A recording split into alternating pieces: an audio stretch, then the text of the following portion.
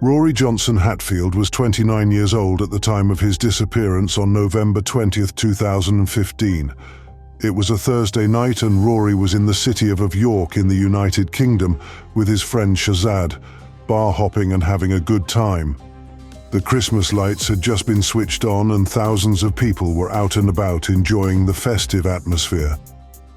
Rory met two Scottish men at a pub next to his hotel. He then left his friend behind, going to his hotel with the other two men. 15 minutes later, at around 12:27 a.m., Rory exited the hotel, with one of the men heading towards an old English pub to get a few pints.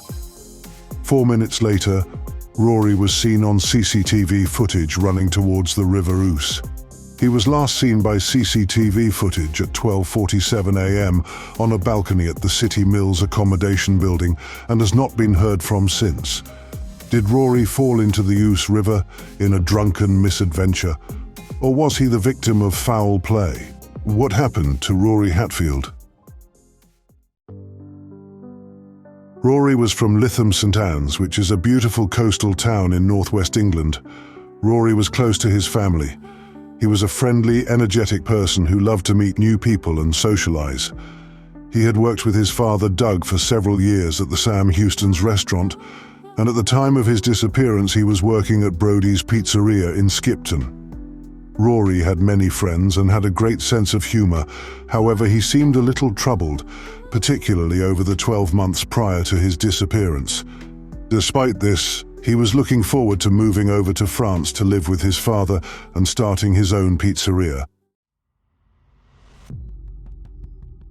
Rory took the train from Skipton, arriving at York railway station at 7:20 p.m. According to CCTV footage, he left the station at 7:50 p.m., then walked down Clifford Street, then along George Hudson Street, taking photos of his dad's old restaurant, then sent the photos to his sister.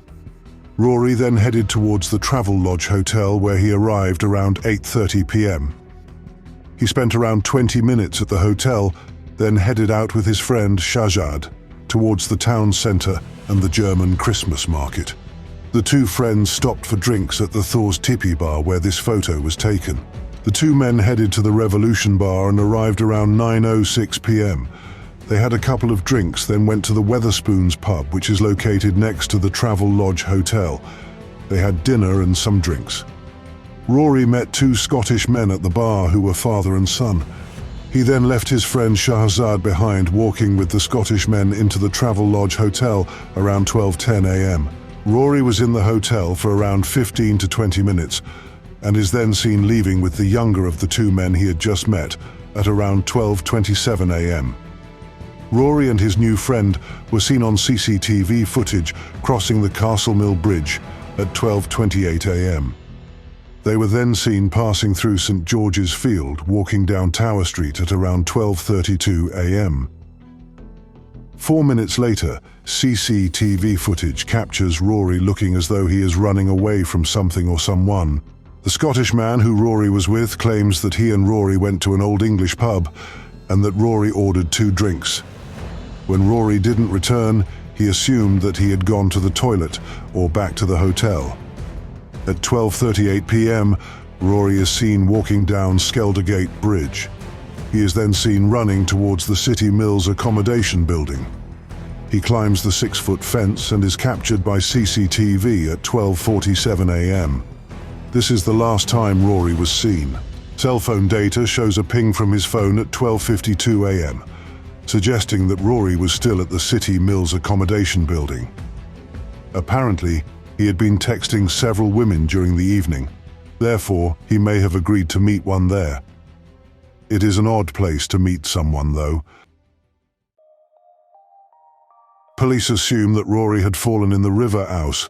The river was flooded during the time of his disappearance, and it is not unusual for students and partygoers to fall into the river. Since 2014, 10 people have drowned, which includes the 16-year-old teenager Leah Bedford. People have complained about the lack of safety rails around the river for several years. Severe flooding of the River Ouse made it difficult for search teams to conduct extensive searches. A few days after Rory's disappearance, the flooding had subsided and search teams were able to commence work. Cadaver dogs and diving crews were used to search the river and surroundings, along with sonar equipment. No scent or sign of Rory was found. Despite conclusions by police that Rory fell into the River Ouse and was swept away by the strong current, Rory's family feel there was a third party involved in his disappearance. There is speculation that Rory may have committed suicide. He had been experiencing bouts of depression over the past 12 months. However, his father Doug claims that Rory was in good spirits the night he went out and was looking forward to a new start in France. Rory showed no signs of self-harm at all. Not much is known about the two Scottish men that Rory met that night.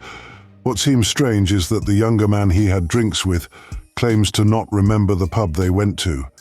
The fact that they are seen together on CCTV footage at 12:36 a.m., then 4 minutes later he is seen on his own suggests something was amiss. Why order drinks at the bar and then leave 4 minutes later?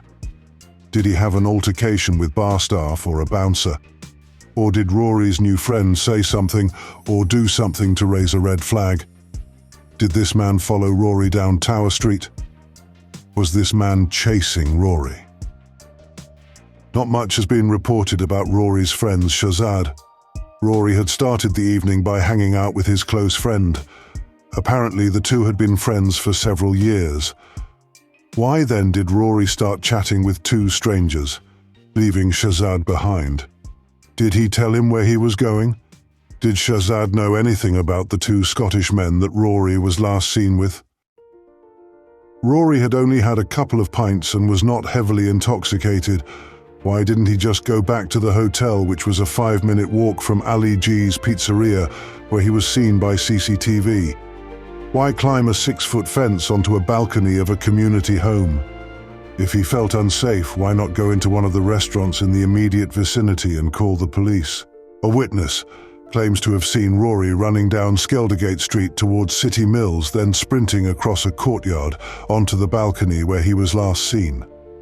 This location is a strange place to jump from into the river, making it unlikely that Rory committed suicide.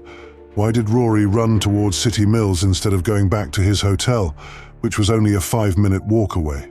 Was Rory attempting to meet someone in this area? Perhaps one of the women he was texting. Were one of these women involved in his disappearance? The fact that there is a ping of his phone 5 minutes after he was seen by CCTV at City Mills suggests that Rory may have been waiting for someone. The question is who, and were they involved in his disappearance? Rory's family still believe he is out there. There is a Facebook page called Rory Johnson Hatfield is Missing, in which people are encouraged to post any information that you may have regarding Rory's disappearance.